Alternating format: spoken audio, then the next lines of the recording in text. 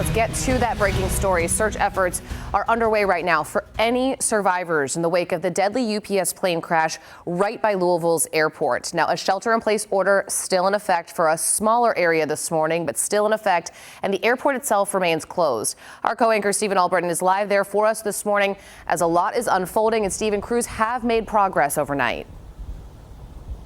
Yeah, they have as far as getting the fire out, but they really need that sunlight before they can really get in there and hopefully find more survivors in there. But here we are about 12 hours on from when that all happened. We're not sure what they'll find when they get in there. The airport is closed, but I've been checking inside. It is starting to come to life a bit. I've been checking arrivals and departures around 7 a.m. when things are supposed to start happening behind me here. We're standing in front of the runway. We're at the northern end of it right now. The UPS hub or the hangar is just to my left, and it's here where that plane started its takeoff, got past its point of no return, taking off at the south end of the airport before something happened, causing that plane to come down. We're going to show you video of the crash. It is terrifying to watch, but you can see the UPS plane taking off, only getting about 150 feet off the ground before diving back to the ground. The NTSB says they'll have about 24 investigators on scene this morning. They could be here for days to try to figure out what happened.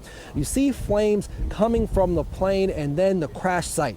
This plane was heading to Hawaii, and it was loaded up with about 9 hours worth of jet fuel. So as you can imagine, when that ignites, it's going to cause what you're seeing on your screen, those flames, the fireball, all that thick black smoke. Now, when that plane crashed, it hit two businesses, Kentucky Petroleum Recycling, also Grade A Auto Parts.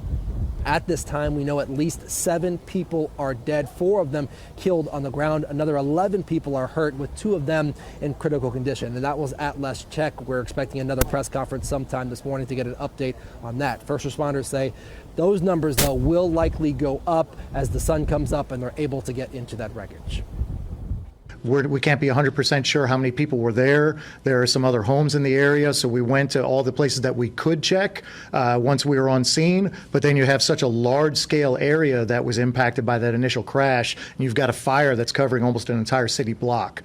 So we're going to very, very carefully make sure we go back and check. Obviously, we hope that there were no other victims, but we're prepared to find those.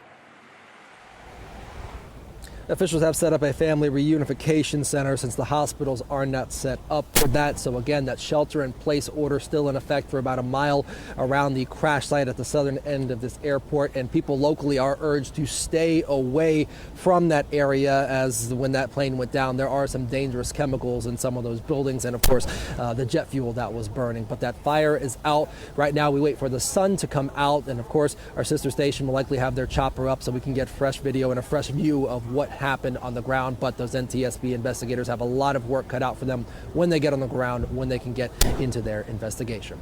Reporting live in Louisville, Stephen Albritton, WLWT News 5. Yeah, it will be days, weeks, months, Stephen, as they continue to start the cleanup process. And we'll continue to monitor any breaking developments throughout the day, bring you those updates here through the morning on air and online at WLWT.com.